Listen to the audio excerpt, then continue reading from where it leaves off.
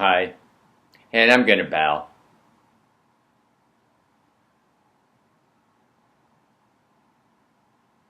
Welcome to Unit 4. I'm working from out of town this week, so I don't have my usual recording set up, and I'm not in my office. I hope this sounds okay. I know it's not great and the lighting's not great, but I hope this is good enough. This week we start a major arc of the course, 7 weeks really, and we're going to take 2 or 3 weeks on each of the 3 phases of a life transition and a rite of passage.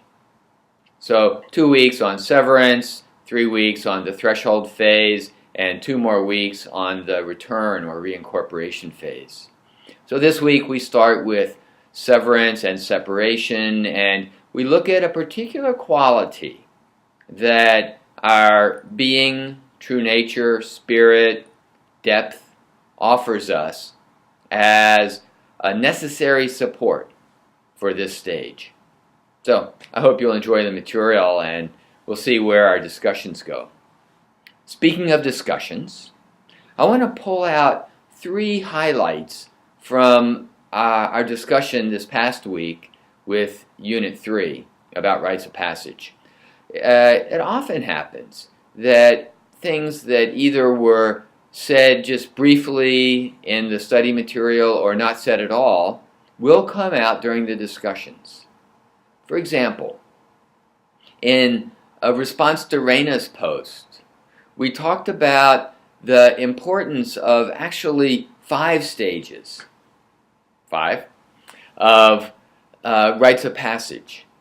The normal model talks about 3, as you know: severance, threshold, and reincorporation, or enclosure, transformation, and emergence.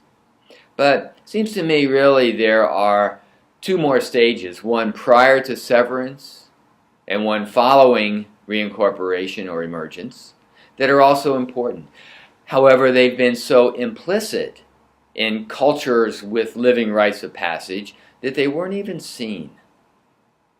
Prior to severance, there is so much preparation that goes on. Preparing the initiate for the ceremony, explaining what happens, understanding why we do rites of passage, developing the skills that one will need to go through that rite of passage, the songs, how to live in the wild, how to handle different elements of the ceremony, and especially in preparation, the intention. The intention becomes crystal clear. Why am I doing this rite of passage? So that was an important point, I think, that came out in Raina's post and in response to Raina's post. The importance of preparation for an initiation ceremony or a transition ceremony. Sandy's post drew out the importance of community and the interweaving of community with rites of passage, or what Victor Turner, the anthropologist, called communitas. And I feel a sense of communitas here. You've developed this through your program, through your intensives.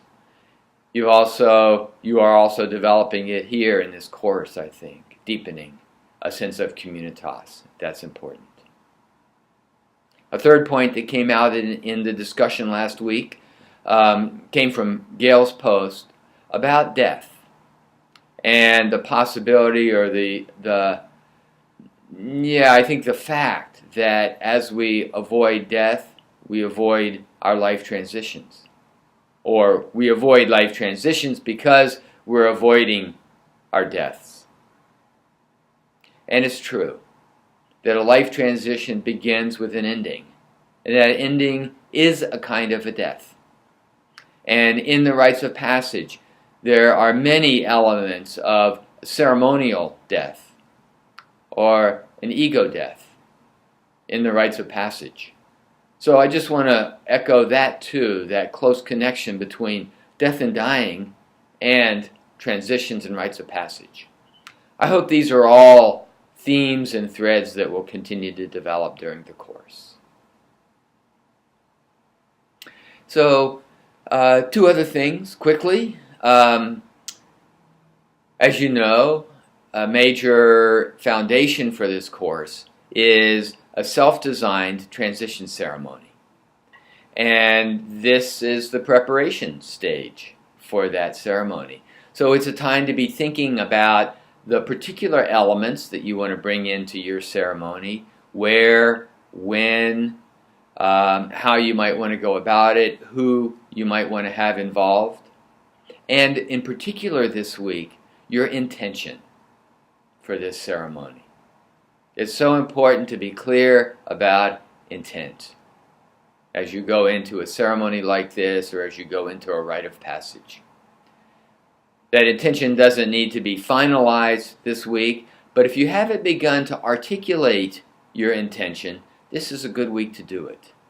Please bring that discussion into the practices and experiential exercises discussion forum. You'll find it in the discussion forums. At the bottom in the connection section, there's a particular topic for practices and experiential exercises.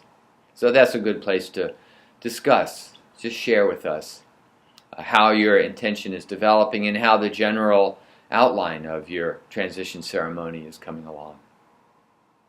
Finally, your first paper is due in a week, February 9th, Monday, by the end of the day.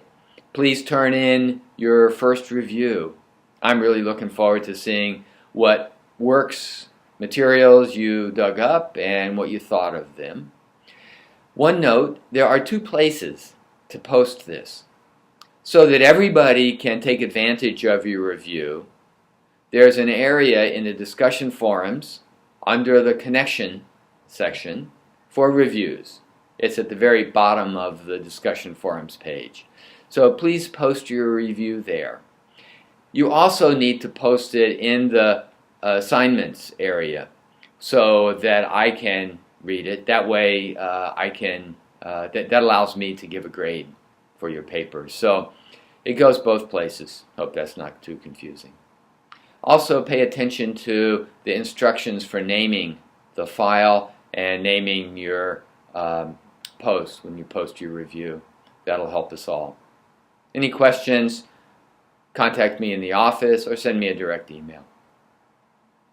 So I'm looking forward to seeing you online. I'm going to bow.